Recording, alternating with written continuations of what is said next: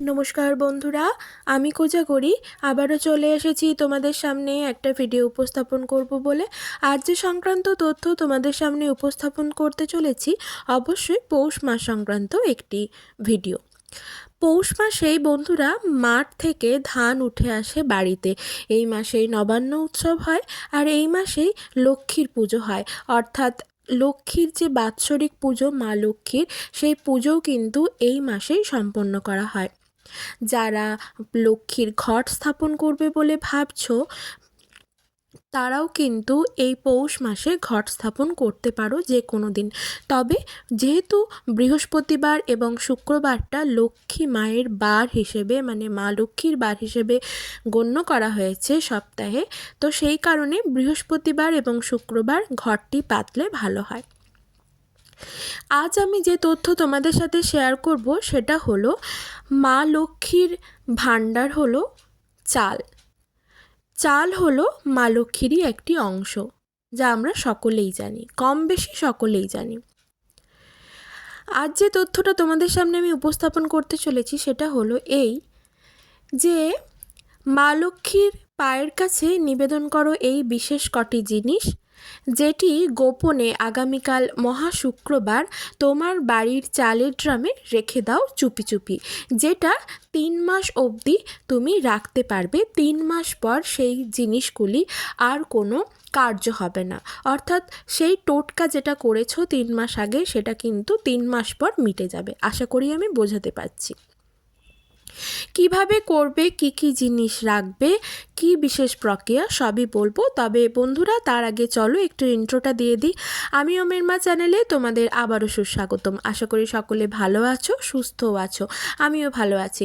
বন্ধুরা, যদি আমার এই ভিডিওটি থেকে তোমরা উপকৃত হয়েছো বলে মনে হয় বা তোমাদের যদি এই ভিডিওটি ভালো লেগে থাকে, অবশ্যই একটা লাইক আশা করব, শেয়ার করবে আপনজনদের সাথে যাতে তারাও উপকৃত হয়।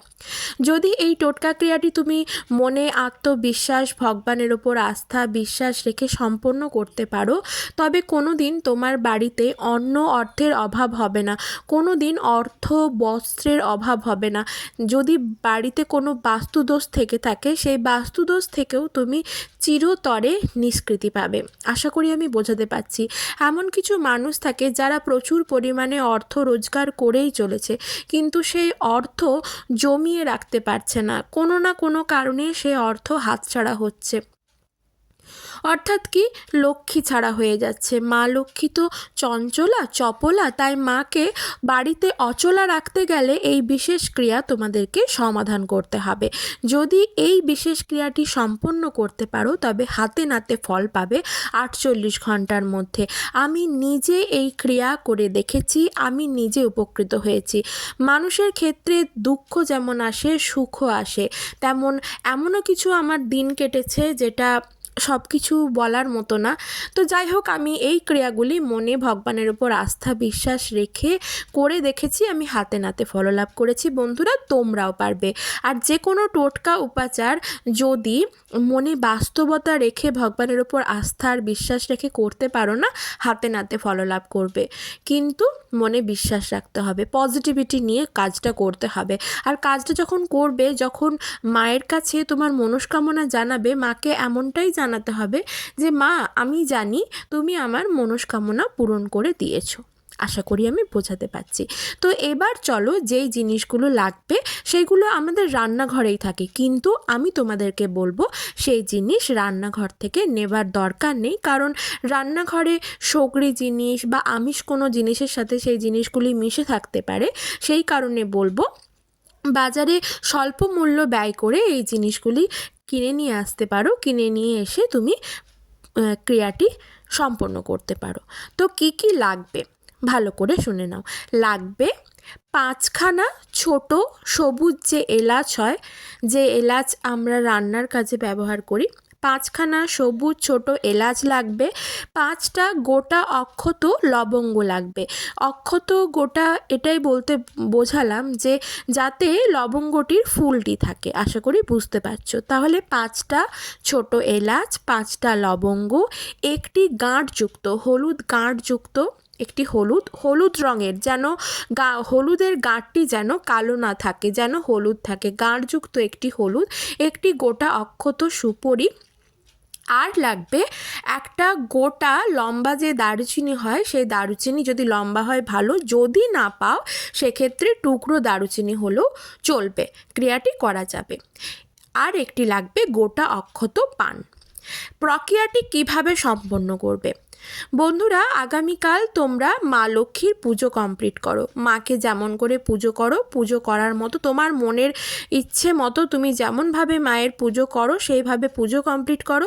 মাকে তোমার সাধ্য সামর্থ্য অনুযায়ী নৈবেদ্য সাজিয়ে দাও। তারপর ঠাকুর ঘরে ঠাকুরেরই যে ছোট প্লেটগুলি হয়, তামা বা পেতলের, দেখবে চেষ্টা করবে স্টিলের বা কোনো লোহা এই জাতীয় প্লেট না হলেই ভালো হয়, অ্যালুমিনিয়াম এই জাতীয় না, কাঁসা বা পেতলের যে ছোট র্যাকআপগুলি বা ঠাকুরের প্লেটগুলি হয়, সেই প্লেটটি ভালো করে আগে ধুয়ে নেবে, শুদ্ধ করে নেবে। বাজার থেকে তো আগেই সব কিনে এনেছো। এরপর যে অক্ষত পানটি বলেছিলাম, সেই পানটি ভালো করে ধুয়ে নেবে। ধুয়ে নেবার পর তাতে সিঁদুরের তিলক করে দেবে। ঠাকুর ঘরে যে লাল গোলা সিঁদুর রাখা থাকে, সেই গোলা সিঁদুরের তিলক করে দেবে, অর্থাৎ 3টে ফোঁটা দিয়ে দিলে পানের ওপর। তারপর সেই পানটির ওপর গোটা অক্ষত 5টি এলাচ, গোটা অক্ষত 5টি লবঙ্গ, হলুদের গাঁট, দারচিনি যে লম্বা টুকরোটি বলেছিলাম সেটা, একটি গোটা অক্ষত সুপরির মধ্যেও না হলুদের একটু তিলক করে নেবে, হলুদ আর সিঁদুরের একটু তিলক করে নেবে। যদি হলুদের তিলক করতে অসুবিধা হয়, হলুদের তিলক করতে মানে হলুদ যদি না থেকে থাকে গুঁড়ো হলুদের তিলক করার জন্য, তো সেক্ষেত্রে তুমি গোলা সিঁদুরের তিলকও দিতে পারো গোটা অক্ষত সুপরিটির মধ্যে। এলাচ এবং লবঙ্গে দেওয়ার দরকার নেই। আরেকটি জিনিস যেটা করতে হবে সেটা হলো 1 টুকরো লাল শালু লাগবে, আর লাগবে যদি লাল শালু না থাকে সেক্ষেত্রে সাদা কাগজ হলেও চলবে, তবে কাগজটি যেন পুরো সাদা হয়। আর লাগবে তোমার একটা 16 আনার কয়েনটি যেন একটু ভালো থাকে, কাটা ফাটা দাগ যেন না থাকে, চেরা দাগ যেন না থাকে, এই দিকটা একটু লক্ষ্য করবে। কয়েনটি ভালো করে ধুয়ে নেবে, গঙ্গা জল দিয়ে শুদ্ধ করে নেবে, কয়েনেও সিঁদুরের তিলক করে দেবে, অর্থাৎ লাল গোলা সিঁদুরের একটু ফোঁটা দিয়ে দেবে। তারপর সেটি মায়ের কাছে নিবেদন করে রাখো। সাদা চন্দন সহযোগে একটি ফুল সহযোগে সেটি মায়ের পায়ের কাছে নিবেদন করে রাখো। যদি কাগজে করে মুড়ে রাখো, তবে সেক্ষেত্রে কাগজটির ভেতরে যে দিকটায় মুড়ে রাখবে, ভেতর দিকের অংশটায় যেন শ্রীং বলে মন্ত্রটি লেখা থাকে, এইটা একটু লক্ষ্য করবে। এটা তোমাকে নিজেকে লিখে নিতে হবে, এটা লিখে নেবে। এটা করবে, যদি পারো সেই পান পাতার তলায় কিন্তু সাদা কাগজটি শ্রীং বলে লিখে কিন্তু রেখে দিতে পারো। এরপর তুমি তোমার মতো করে পুজো করলে, তোমার মনস্কামনা তুমি মাকে জানালে। তবে যেটা জানাবে সেটা মন থেকে জানাবে, যে কোনো একটা ইচ্ছে, যে আমার অর্থ আসুক, আমি যাতে ধনবান হই, তুমি আমার ওপর কৃপা করো, আমার বাড়িতে যেন কখনো অন্ন, অর্থ, বস্ত্রের অভাব না হয়, আমার বাড়িতে যেন রোগ শোক থেকে আমার বাড়ি চিরকাল দূরীভূত থাকে, আর বাস্তু সমস্যার যেন সমাধান ঘটে যায়। বন্ধুরা, এই কথাটি বলে মায়ের কাছে তোমার মনস্কামনা জানাও। পারলে সেই দিন যদি সম্ভব হয়, স্বার্থ সামর্থ্য থাকে, তাহলে তুমি এক কাজ করবে, একটা ঘিযুক্ত প্রদীপ প্রজ্বলন করতে পারো মায়ের কাছে। তারপর ধূপ ধুনো দিয়ে তুমি তোমার মতো করে পুজো করলে। চেষ্টা করবে যদি জপমালা থাকে, জপমালা সহযোগে 108 বার মা লক্ষ্মীর কাছে শ্রীং মন্ত্রটি জপ করো। যদি জপমালা না থাকে, যেটা আমি করে থাকি, আমার কাছে জপমালা থাকে না, আমি সেক্ষেত্রে 10 মিনিট কন্টিনিউ শ্রীং শ্রীং শ্রীং এইভাবে কিন্তু জপ করে নিই, সেক্ষেত্রেও কিন্তু 108 বার হয়ে যায়। 108 বারের বেশি হোক, যাতে কম না হয়।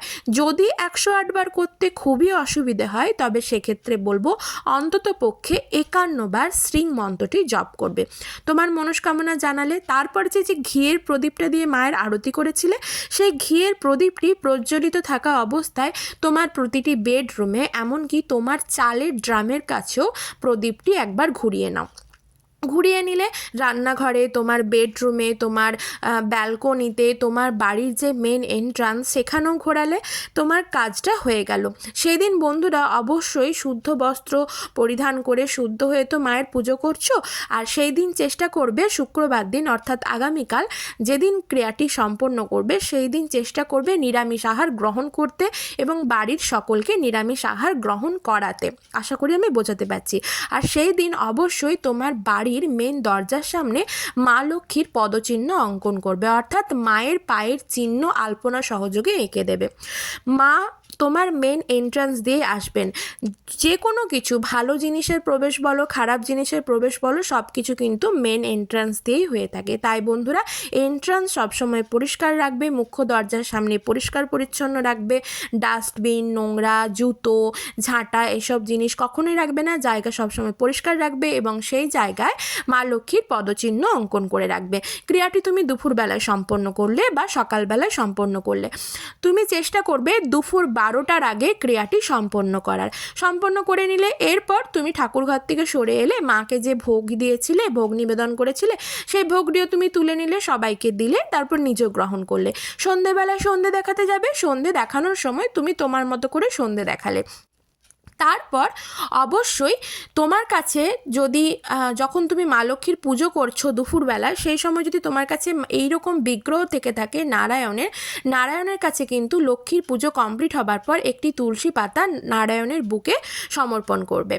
তারপর সন্ধেবেলায় তো সন্ধে দেখালে তুমি তোমার মতো করে, তখনও প্রদীপ জ্বালালে, যদি সামর্থ্য থাকে ঘিয়ের প্রদীপ জ্বালালে, নয়তো সর্ষের তেলের প্রদীপ জ্বালালেও হবে। তারপর ওই যে বললাম লাল শালু বা সাদা কাগজ যেটি রেখেছো তার মধ্যে পান পাতাটি বাদে সমস্ত জিনিসগুলি একসাথে মুড়ে নাও।